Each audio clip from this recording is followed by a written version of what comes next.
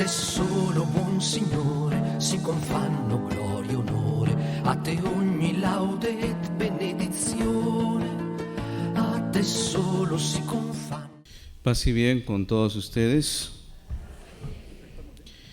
Agradezco la invitación que me hicieron hace ya algunos meses y a participar de esta semana franciscana, y pues el tema es justamente, me invitan a recordar lo histórico. La vez pasada fue los 800 años del perdón de Asís y esta vez es 800 años aniversario del encuentro de San Francisco con el sultán. Quisiera de alguna manera pues decir cuáles han sido un poco las fuentes que he utilizado para esta ponencia. Primero, todo el mundo creo que conoce los textos que publicaron hace ya justamente para conmemorar el 8º centenario del nacimiento de San Francisco de Asís, como fue el Padre Guerra y justamente muchos otros. Esta edición de los escritos, biografías, documentos de la época. Entonces, los documentos de alguna manera están en su mayoría en estos textos. Segundo, hay un texto titulado El pobre de Asís y el sultán, Damietta 1219, de un hermano, podemos decir nuestro, que es el padre Giuseppe Buffon, que publicó este libro justamente para conmemorar este 8º centenario. Tenemos también que revisar un poco la historia de San Francisco de Asís, y uno de los grandes, podemos decir, franciscanistas fue Raúl Mancelli. Él dedicó mucho tiempo al estudio de San Francisco, al movimiento franciscano. No fue lógicamente fraile, pero era un hombre muy, digamos, especialista en el medioevo y especialmente de la figura de San Francisco y del movimiento franciscano. Yo tengo a la mano pues 2 libros que han sido publicados por la editorial pues franciscanas, ¿no? Son estos números 37 y 32 y 33, disculpe. Y luego pues hay un libro que no lo he tenido a la mano, pero ahora tenemos pues el internet y gracias a ello pues podemos situar y poder bajar, visualizar incluso los libros de un texto titulado San Francisco de Asís, cuyo autor es Franco Cardini, que fue publicado en el año 1989. Entonces son un poco los textos que me han valido para hacer esta ponencia. Entonces, comenzamos, sin más preámbulos. El presente trabajo, lógicamente, quiere ser una aproximación al hecho histórico del cual estamos celebrando 800 años, y las preguntas que se vienen justamente a la memoria es: ¿existió ese momento? ¿Se realizó? ¿Se concretizó? Y no solamente una pregunta que me vino a la mente porque comentaba hace algunas semanas que iba a exponer este tema y la pregunta, el interrogante que me hicieron: Jorge, ¿ese encuentro verdaderamente existió? Lógicamente que no era un franciscano, pero sí era clérigo y además historiador, o sea, que para darnos cuenta que de alguna manera este encuentro o este momento de Francisco con el sultán, pues algunos creen o algunos piensan pues que no ha sucedido, no se concretizó. Entonces, lo que uno trata de exponer en ese sentido es desarrollar sobre ese evento que sí ha sucedido históricamente. Entonces vamos a seguir partiendo, vamos a ir a uno de los textos muy significativos. Tenemos un texto de uno de los, podemos decir, testigos oculares, que no fue franciscano, pero que estaba ahí presente en el lugar, en Damietta, y que prácticamente colaboró muy fuertemente en este tema de la cruzada. Estamos en un contexto de la Quinta Cruzada, en el que pues el mismo Papa Inocencio III, que para nosotros es de grata recordación, en 1215, en el famoso Concilio IV de Letrán, ¿no?, él mismo prácticamente va a pedir que se haga una nueva cruzada, la quinta cruzada. Entonces, este hombre se llama Jacobo de Vitry. Y él tiene dos documentos muy importantes. Una carta que prácticamente habla de este evento que fue escrita en 1220. El evento está situado en 1219. Entonces, él escribe en 1220, prácticamente muy cercano al evento, al hecho, ¿no? Es una carta, una correspondencia que él va a escribir. Entonces, él fue obispo en Acre y además va a ayudar al ejército cristiano en Damieta entre los años 1218 y 1221. Él está ahí muy presente. El texto es una carta que está escrita entre febrero y marzo de 1220. Y también este autor tiene otra carta que fue escrita en 1216 y que habla pues de la orden franciscana pues de un modo muy, muy positivo. O sea, es una carta que de mucha referencia a la hora de hablar del movimiento franciscano. Se cita justamente a Jacobo de Vitry en la carta de 1216. Para nosotros justamente es fundamental este documento de 1220. Ese es el texto. Ahí no he puesto lógicamente todo el texto, pero es lo que prácticamente dice Jacobo de Vitry. Entonces, ese es el texto de un, podemos decir, testigo ocular, que tiene podemos decir, mucho valor. No es franciscano, o sea, porque a veces pues nosotros como franciscanos podemos ensalzar mucho más, digamos, nuestra propia, digamos, orden, etcétera. ¿Cuáles son las fuentes? Las fuentes están divididas especialmente en dos grandes grupos: fuentes no franciscanas, o sea, de autores que no son franciscanos, y fuentes franciscanas, que es de autores, lógicamente, que son franciscanos. Partimos con Jacobo de Vitry. Ya hemos mencionado a la carta de 1220. Entonces, esta carta fue redactada en los primeros meses del año 1220. El texto hace explícita referencia, como lo hemos nosotros también leído, explícita referencia al viaje de Francisco a Egipto para visitar al sultán. También hay otro texto del mismo autor que hace referencia explícita a este encuentro. En el capítulo 22 de la Historia Occidentalis, también el mismo autor escribe este episodio. Libro que compuso entre los años 1219 a septiembre de 1221. Y algunos, pues incluso autores reafirman o afirman, según sus investigaciones, que prácticamente lo escribió antes de la derrota de Damieta, que sucedió el 8 de septiembre de 1221. El siguiente autor es el cronista Ernoul. Ernoul va a morir en el año 1230. Él es un autor de la crónica en francés. Fue testigo ocular también de los acontecimientos que corresponden a los años 1219 y 1221. El acontecimiento del encuentro de San Francisco con el sultán lo narra en el capítulo 37 de su crónica, en el que va a aludir especialmente una aventura de dos clérigos. No pone el nombre, no dice el nombre, pero habla de dos clérigos que han llegado a Damieta y relata, digamos, el acontecimiento. La crónica es más rica en detalles que el texto de Vitry, o sea, que el anterior autor. Además, la claridad y la simplicidad de la historia excluyen cualquier duda sobre su veracidad.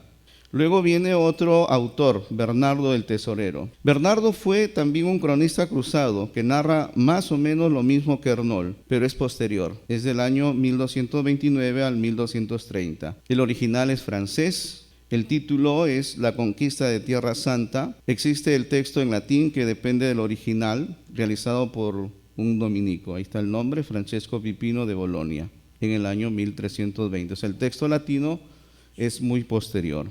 Pasamos a otro texto, la historia de Heraclio.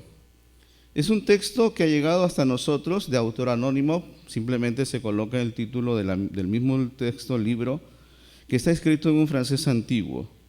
Los investigadores lo han fechado entre el año 1229 y 1231. El título sería La historia del emperador Heracles y la conquista de la tierra de ultramar. Aquí sí que quizás hay que tener hay que entender que en este tiempo en la cruzada el gran ejército cruzado que está justamente acampando en Damieta son franceses. Y es por eso que la bibliografía o los autores, al ser franceses, pues los textos están en francés. Jacobo de Vitrio, lógicamente, era francés. Después hay otro texto que es Enrique de Abranques, que es autor de una de las fuentes contemporáneas más olvidadas sobre la vida de San Francisco. Lo dice claramente Raúl Mancelli, que murió en los años 80. ¿Por qué? Porque no es estudiada. Y quizás no es estudiada porque está a muchos no nos interesa la poesía, ¿no?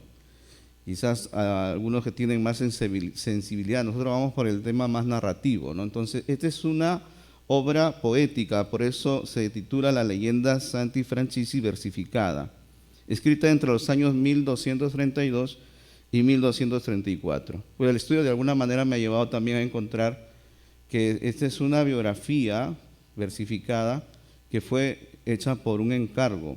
El Papa Gregorio IX es el que encargó también a escribir esta biografía. Y no hay que olvidar cuando hablemos un poco de Celano, ¿no? La obra contiene 2.585 hexámetros. Los que saben de poesía pues entenderán de qué estamos hablando, ¿no? En ella se destaca la narración del encuentro de San Francisco con el sultán. O sea, en ese texto va a resaltar nítidamente, especialmente, este encuentro del sultán con Francisco de Asís o Francisco con el sultán. Pero que es un texto que lógicamente depende de Celano. Celano es un texto de 1228, estamos hablando de 1232 al 34. Él no conoce, parece, los demás textos. Es una narración interesante porque muestra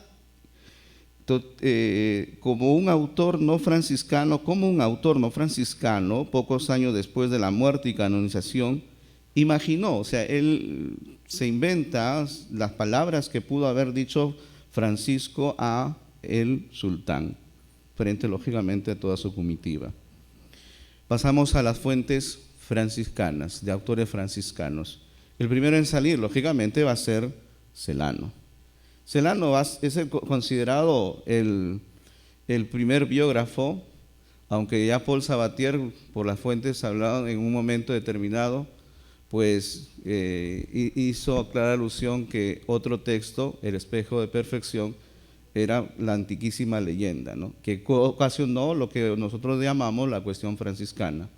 Pues Celano sigue siendo, a partir de esas investigaciones, seguirá siendo el primer autor, el primer biógrafo que ha escrito la vida de San Francisco. Su ingreso a la orden data de los años 1214 a 1215. Lógicamente, nos ayuda a nosotros a ubicarnos sobre este acontecimiento que sucedió 5 años después o 4 años después. Estuvo entre los que fueron enviados a la misión de Alemania en 1221, aunque muchos afirman que regresó a Italia en 1224. Es muy posible que no estuviera para la muerte del santo fundador. Hay autores como Dalarum que prácticamente dice que no estuvo en Asís para ese momento, en la muerte del santo. O sea, esto es uno de los autores muy importantes que debemos considerar a la hora de estudiar las fuentes franciscanas, sobre todo las fuentes biográficas. Dalarum. Él tiene un título muy sugestivo, su libro se llama La malaventura de San Francisco de Asís, así se llama el texto, ¿no? Algunos creo que cuando enseñaba en el centro franciscano, si están aquí, los he mencionado y hay un resumen sobre ese texto. El santo, pues, es muy posible ya que no estuviera en la muerte del santo, pero es casi seguro que estuvo presente en la canonización del santo en el año 1228, julio. Y es ahí donde va a recibir el encargo para desarrollar escribir la famosa vida primera o vida prima, que va a ser escrita entre los años 1228 y 1229. Y ahí tenemos que murió en Tagliacozzo en el año 2260, y que en esta primera vida está relatado ese momento en el capítulo 20, y donde se prácticamente habla del deseo de martirio de San Francisco de Asís. Francisco, que intenta ir como misionero a España, luego a Siria. El texto dice, en el año 13 de su conversión. Esa es la manera como escribe pues Celano cuando hace una especie de orden cronológico. Es la conversión, los años de su conversión, o los años, o el año de la muerte, ¿no? 2 años antes de la muerte, cuando quiere colocar cuándo sucedió el acontecimiento. Entonces es una forma peculiar de hacer la cronología. Entonces, en el año 13 de su conversión marchó a Siria con un compañero al tiempo en que la guerra entre cristianos y sarracenos crecía a diario en dureza y crueldad, y no temió presentarse ante el sultán en los sarracenos. Número 57, para los que quieren ir al texto, pues lo van a encontrar aquí, capítulo ya se les consignó. En la vida segunda fue escrita en 1247, una obra que de algún modo pues es resultado y producto porque hay una convocatoria del ministro general Crescencio de Gesi después del famoso capítulo general en Génova en el 44, y él escribe pidiendo la información, recabar más información sobre acontecimientos que todavía no estaban consignados en las leyendas o en las biografías. Entonces, ahí incluso aparece posteriormente, incluso una carta puede atestiguar que los 3 compañeros fue escrito en ese contexto. Le van a responder al ministro general, y ese material, uno de los textos fue la leyenda de los 3 compañeros, y ese material lo van a entregar él lo entrega a Celano, que va a trabajar con un grupo. Y producto de esos estudios, de esos trabajos, sale la vida segunda, que va a ser presentada en el año de 1247.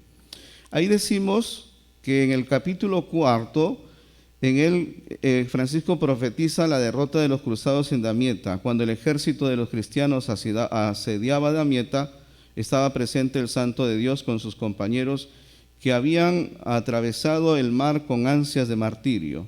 Se enfrentan a los soldados cristianos con consejos saludables, disuadiéndoles de la batalla, anunciándoles la derrota. Número 30.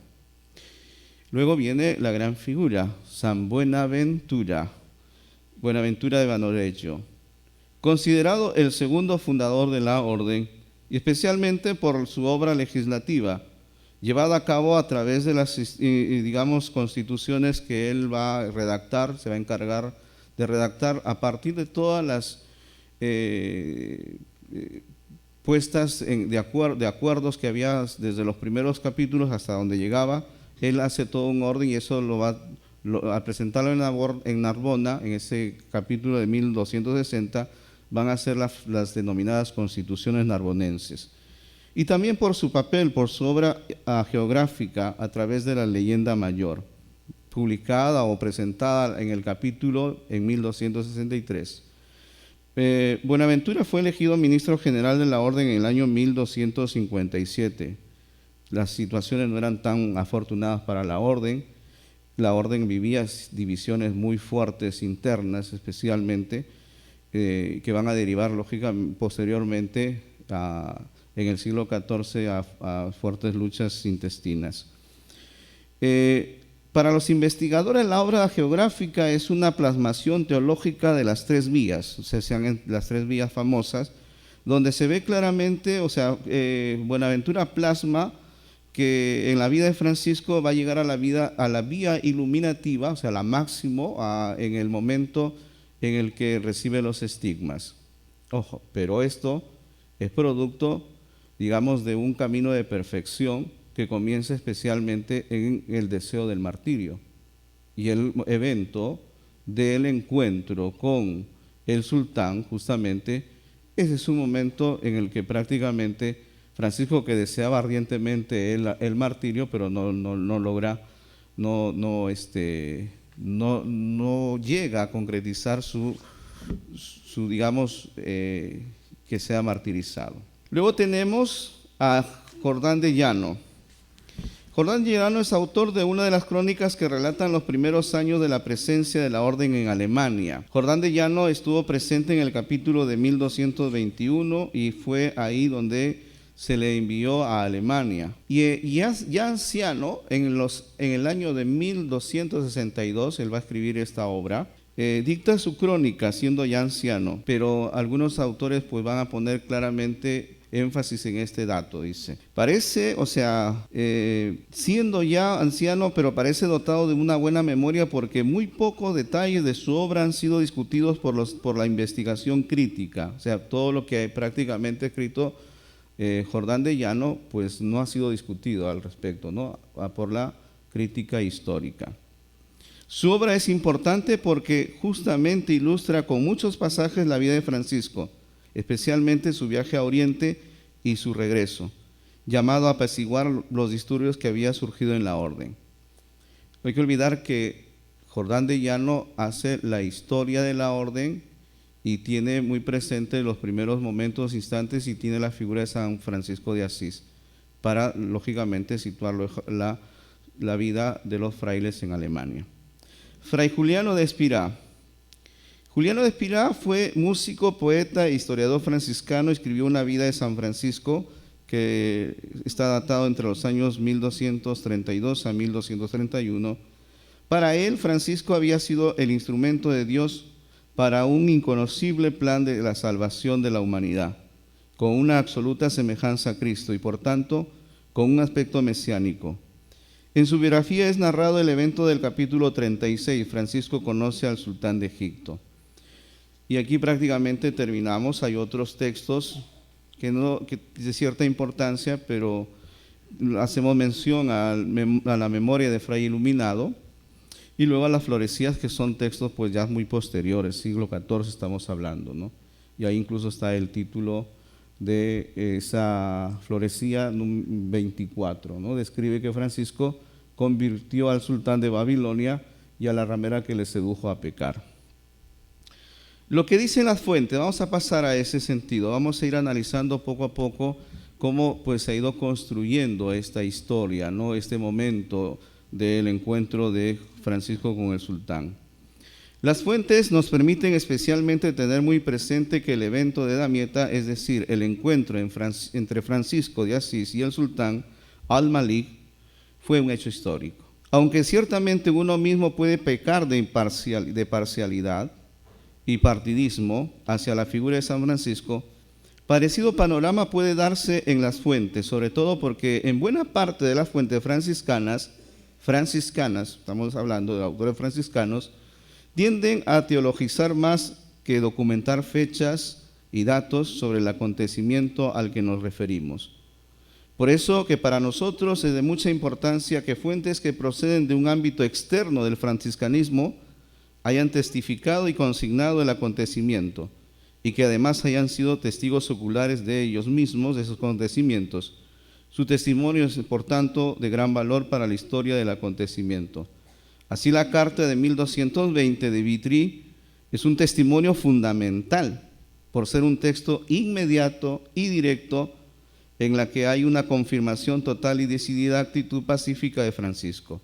Francisco va sin armas, sin nada, y se presenta al otro lado donde están los musulmanes. Y lo mismo hará en su Historia de Occidentalis, en el que va a subrayar.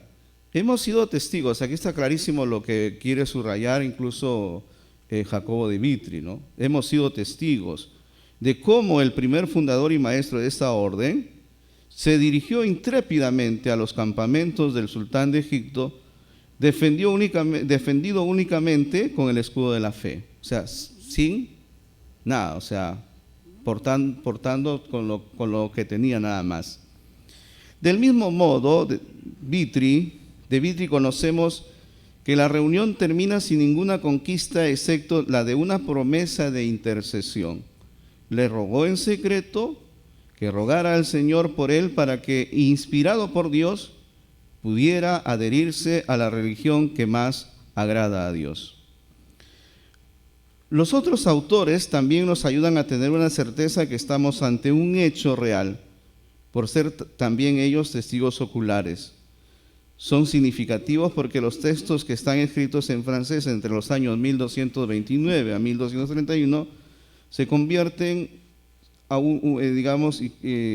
y al compararlo especialmente con el primer biógrafo de San Francisco, que si bien es cierto, conocía del evento de que Francisco se ha encontrado con el sultán, pero no coloca justamente estos detalles, ¿no? Y eso que ha escrito en 1228, o sea, desconoce especialmente lo que se ha escrito en Jacobo de Vitry y en los textos en los autores que hemos mencionado ya con anterioridad. Así Ernold habla que un día 2 clérigos se presentaron ante el cardenal legado y le pedirán licencia para ir donde el sultán. Aquí hay, digamos, un aporte, podemos decir, ¿no? Que no tiene Vitry. Ernold dice, se presentan 2 clérigos y van frente a el legado papal, el legado pontificio, que es Pelayo, y entonces con él hablan para poder pasar al lugar donde están los musulmanes. Entonces piden la licencia. Sin embargo, no fue fácil encontrar la licencia porque el cardenal les dijo que podían ir si así lo querían, pero que no era por su permiso. O sea, ustedes se van, si les pasa algo a ustedes, ya no es mi responsabilidad. Ustedes quieren ir, pues si quieren terminar mártires, vayan. Otro de los detalles de Ernold son que los hermanos fueron bien recibidos, o sea, pasaron al otro lado, pero él pone una justificación o una causa por el cual ellos han sido recibidos, bien recibidos en todo caso, porque pensaron que eran mensajeros o cristianos con la intención de negar. Están en pleno momento de lucha belicista y hay un momento de tregua. Y entonces ellos piensan que son enviados para negociar, ¿no? Entonces por eso los acogen y los llevan, o están pensando de que ellos vienen como cristianos a renegar de su fe para convertirse en musulmanes. Eso es lo que dice Ernold, que le ofrecieron demostrarle al sultán ante los doctores más sabios de su reino que su fe era verdadera y que la de él era falsa. O sea, frente a él le dicen, te vamos a demostrar que tu fe es falsa y nuestra fe es la verdadera. Y objetaron después que los doctores, disculpen, me pasa un poco,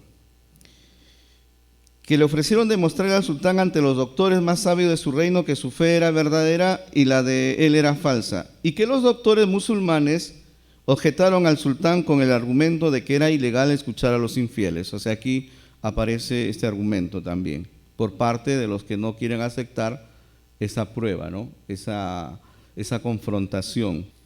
La crónica de Ernold afirma que el sultán era un hombre inclinado a la mansedumbre y que los escuchó con bondad, y es el sultán a quien se le atribuye haber salvado a los frailes de la muerte, porque claramente los sabios dijeron, merecen la condena de morir decapitados, y él pues no los condena a muerte, sino más bien los considera que sigan viviendo.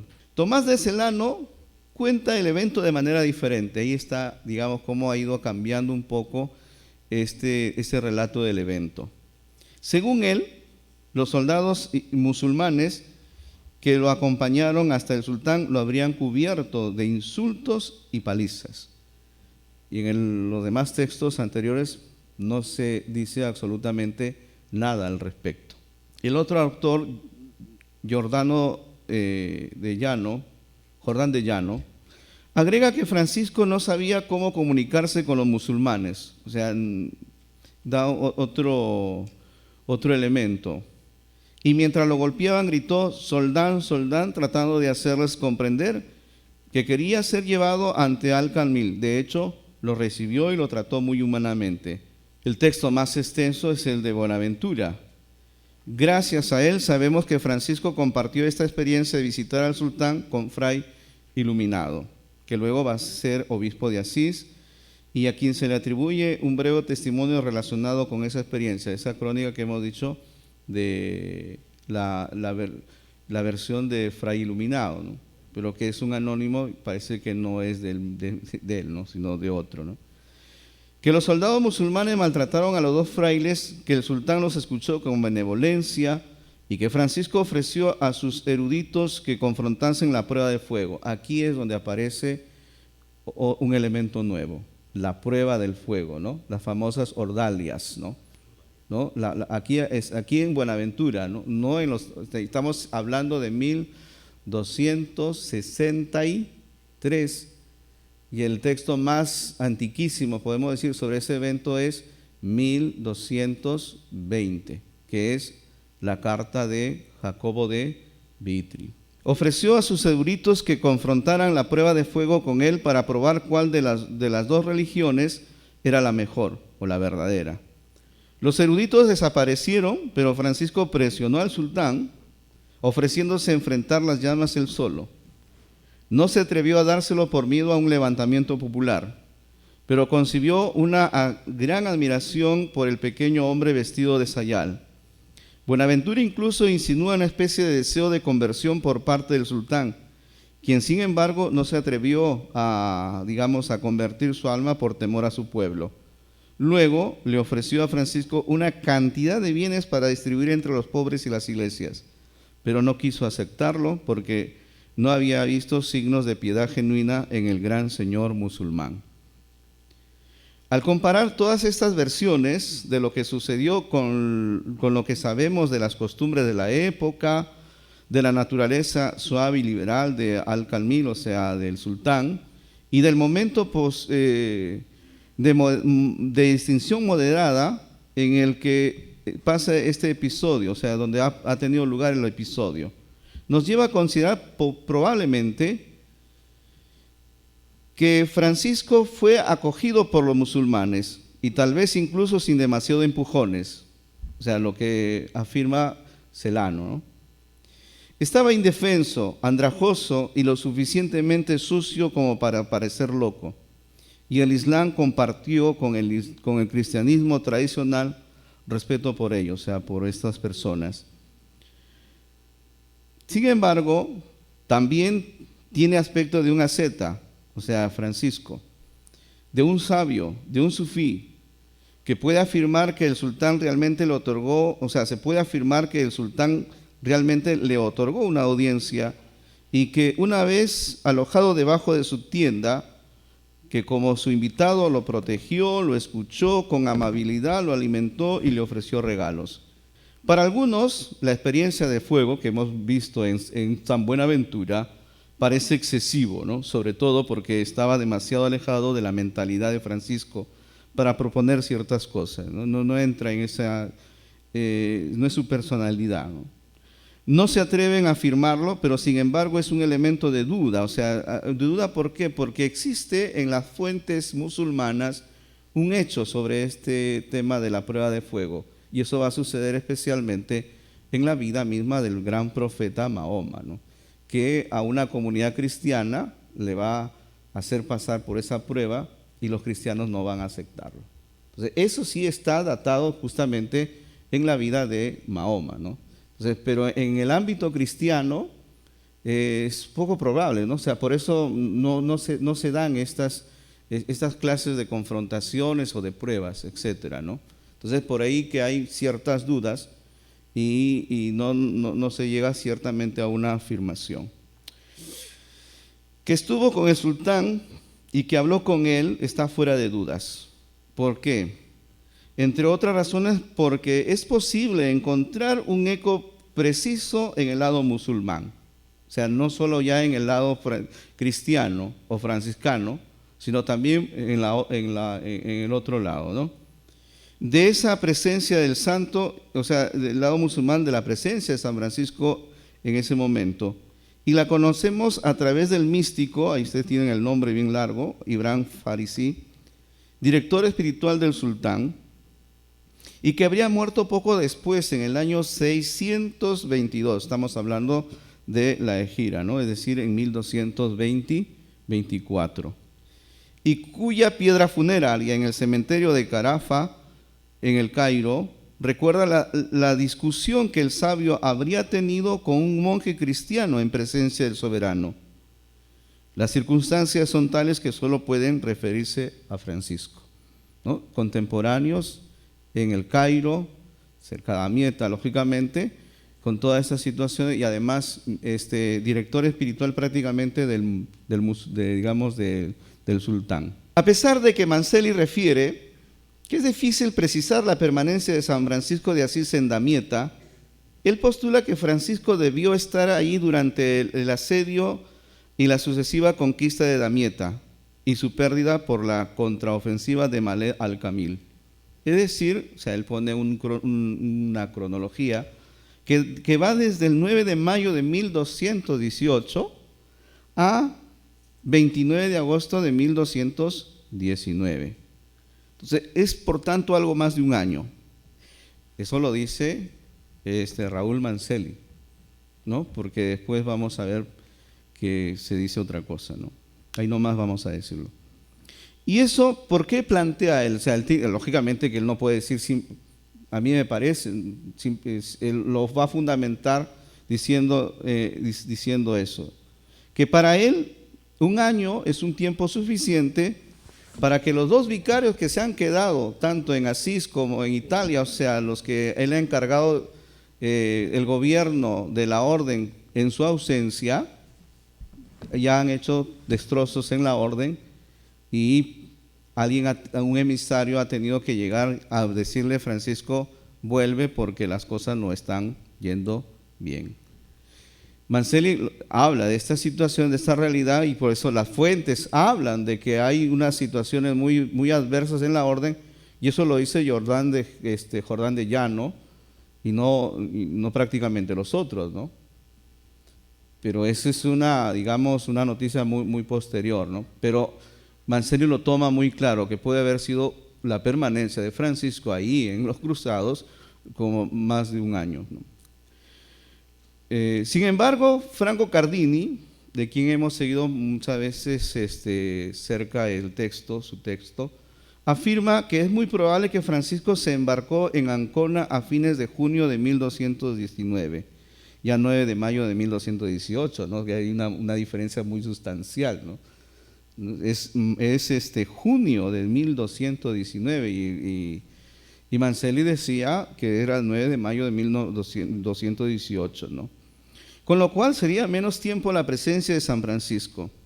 El día de San Juan Bautista en 1219 se embarcó en Ancona acompañado de otros hermanos, Pedro Catani, el hermano iluminado, irían a Acre, donde Elías había sido enviado desde el capítulo de 1217 a Siria, porque fue uno de los grandes evangelizadores de esos lugares, que los estaba esperando ya en Acre. Al lugar donde llegó fue Acre. Según las investigaciones, esta era la época más favorable para viajar entre el Adriático y el Mar de Levante. Es posible que haya viajado en un barco de cruzados y peregrinos, porque eran los únicos que salían, por si acaso, ¿no? Por eso dice posible, pero de repente salió otro barco por ahí, ¿no? Pero estamos en tiempos muy belicistas y todas las ciudades portuarias de Italia han recibido la orden de que solo salgan los cruzados, nada más. Por eso se afirma esto, ¿no? También es probable que Francisco fuera un cruzado, o sea, como un cruzado más, aunque en términos técnicos. Él expresó un voto solemne y aceptó el signo de peregrinación, una cruz que era cosida en el hombro, donde él llevaba su hábito y su sayal. El viaje por mar a Tierra Santa variaba en su duración, dependía primero del tipo de barco que tenías.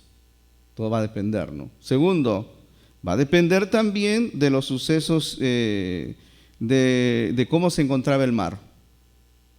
Si el mar estaba, pues, en buen estado, bueno, no podemos utilizar esa palabra, pero si no estaba asolando, pues lógicamente podían hacer un buen viaje, no encontrar dificultades.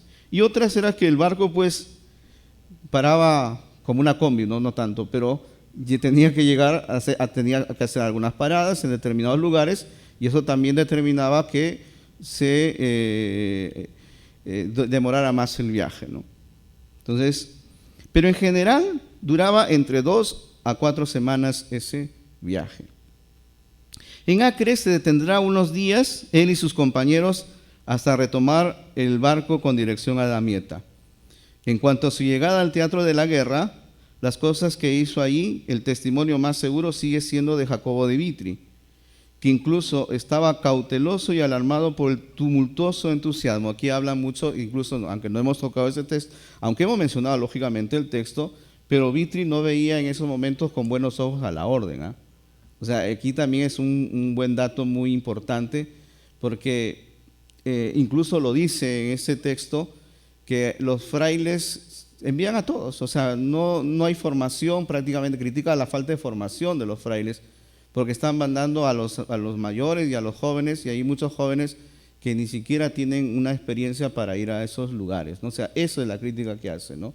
Entonces, no solamente estamos encontrando a un autor que solamente habla cosas positivas de la orden franciscana, que lo hace, y también hace cosas, podemos decir, cosas que hace una crítica al momento, a la situación, a la realidad que está pasando la orden. Conocemos poco sobre la permanencia de Francisco, también no sabemos mucho, ¿no? En el campamento de los Cruzados. Tomás de Celano, luego tomado por la leyenda mayor, nos cuenta que se encontró asistiendo a los preparativos para una batalla campal y les aconsejó a los cruzados que no pelearan, ya que había recibido de Dios la revelación de que serían derrotados. Algunos modernos se han generalizado con torpeza, o sea, han dicho pues que prácticamente lo que dice ahí es que está en contra de las cruzadas, ¿no? Bueno, hay una seria discusión sobre ese aspecto, sobre ese ámbito, ¿no? Si se responde a la verdad, debe referirse a la batalla del 29 de agosto de 1219, para escuchar el testimonio de un cruzado anónimo que redactó el llamado Historia de Heracles. Habría permanecido entre los cruzados hasta la captura de la ciudad de Damieta, es decir, hasta el 5 de noviembre. O sea, él se calcula más o menos esas fechas. Por lo tanto, es bastante plausible proponer una cronología de ese tipo. Habiendo llegado a Acre a finales de julio y retenido ahí durante unos días o semanas, Francisco llegó a Damieta en agosto. Asistió al desafortunado día del 29 de agosto y se reunió con el sultán después de ese episodio. Y antes de tomar la ciudad, hay un momento, o sea, lo que quiere saberse es que en qué momento se reunió él con el sultán. Se dice que es factible que haya sido desde agosto, desde que terminó la contienda de ese 29, con donde perdieron los cristianos, y que fue un momento donde el sultán también sabía que no estaba tan seguro en Damieta porque el ejército estaba todavía acampando frente a él, los cristianos.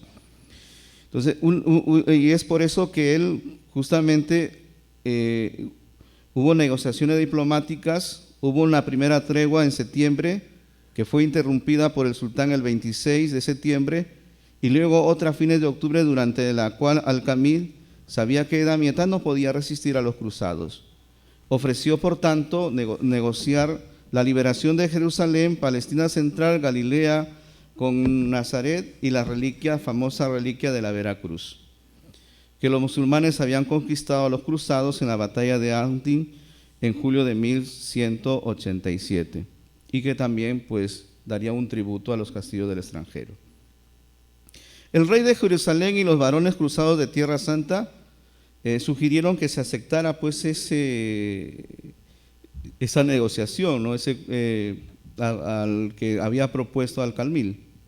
Pero las negociaciones se cerraron debido a la obstinación primero del cardenal legado, Pelagio, que no tenía ninguna intención de aceptar compromisos con los infieles, o sea, no negoció con ellos.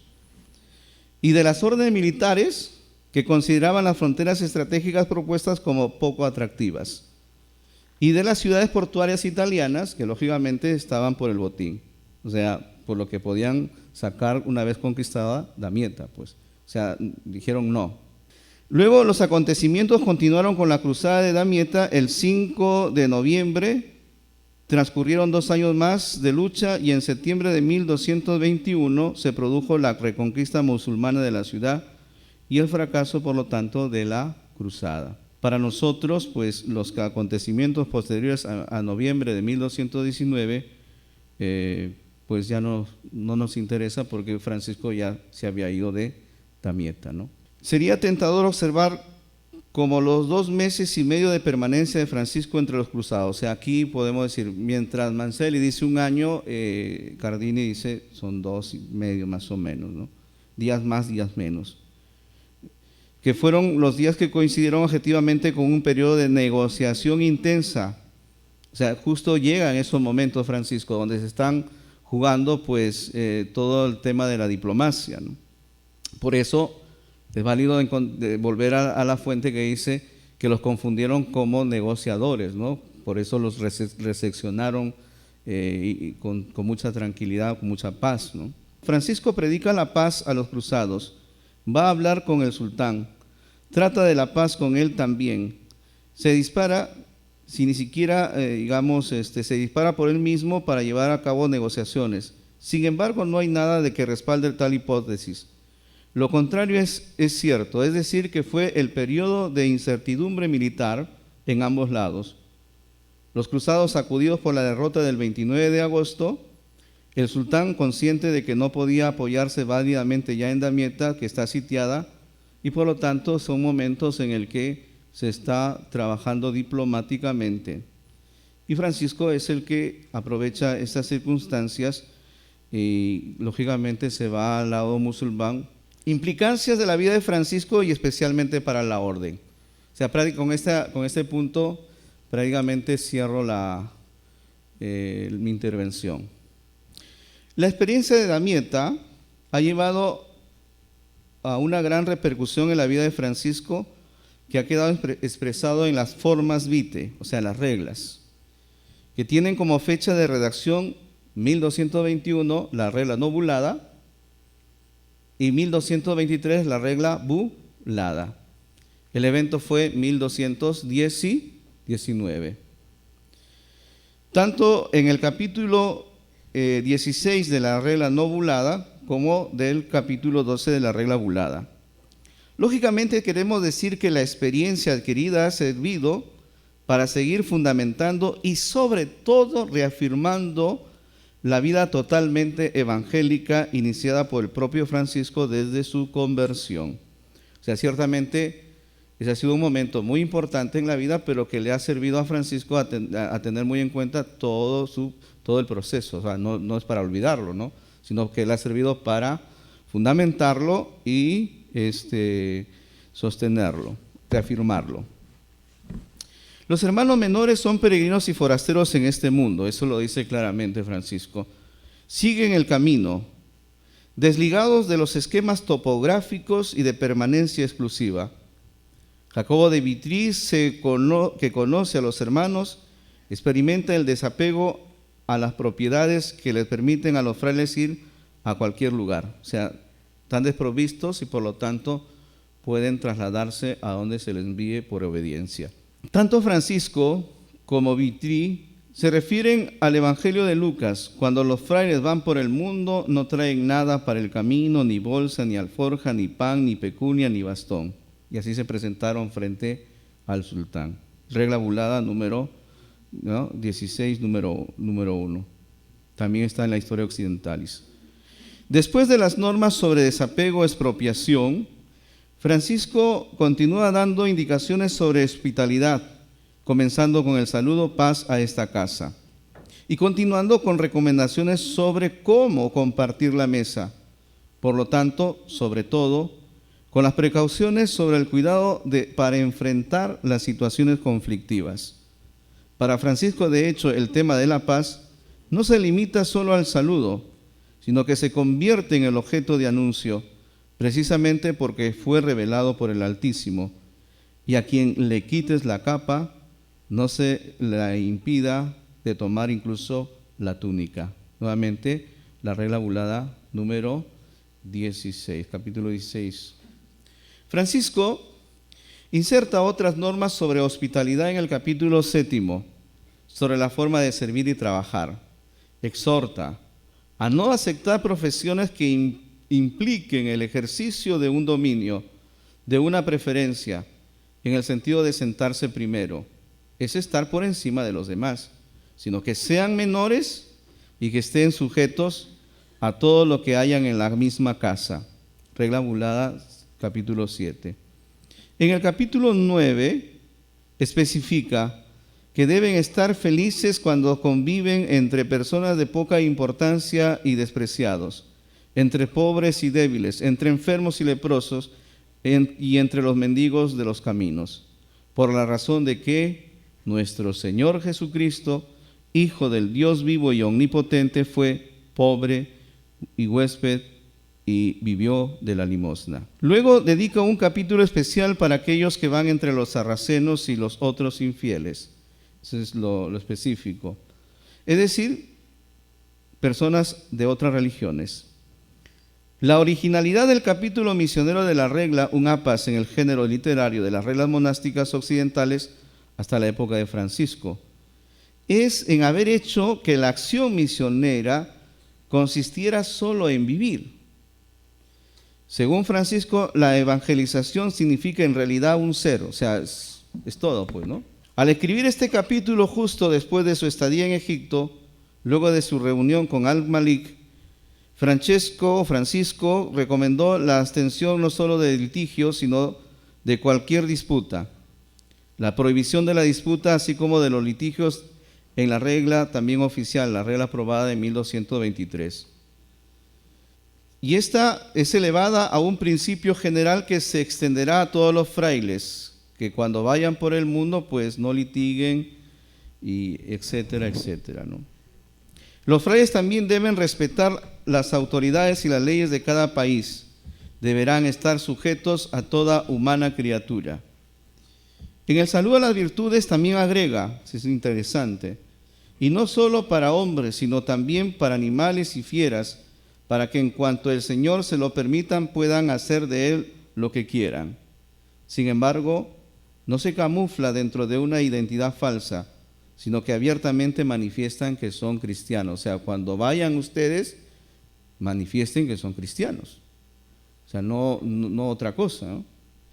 Sobre el tema de la hospitalidad, Francisco regresa dramáticamente a la parábola de la verdadera y perfecta alegría, famosa, donde niega que la conversión de infieles puede considerarse el propósito de la misión. Es igual que en ese texto, pues dice, vienen todos los maestros de Oxford, y apunta hermano León, eso no es la verdadera alegría, ¿no? Todos vienen a la orden, ¿no? O sea, todos se convierten a la orden.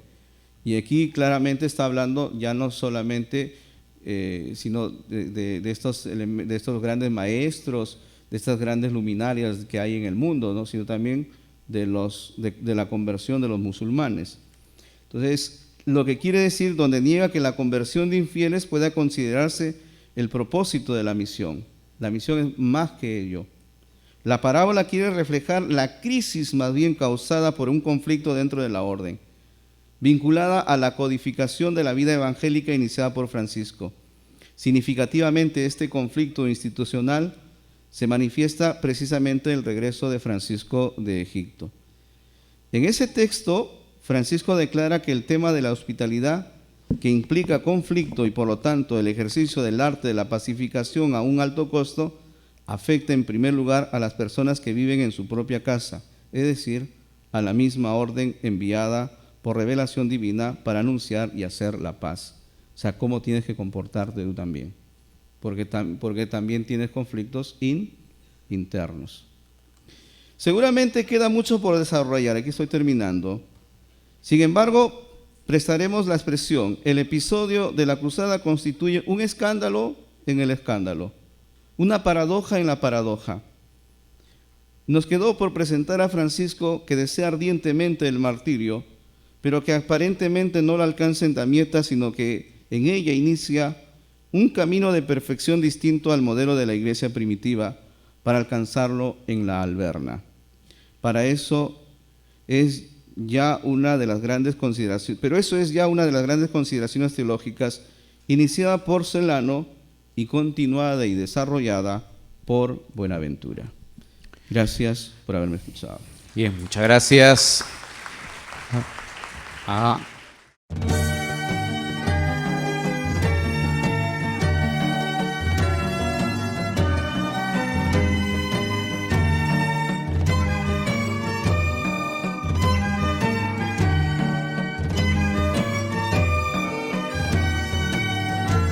te solo, buon Signore, si confanno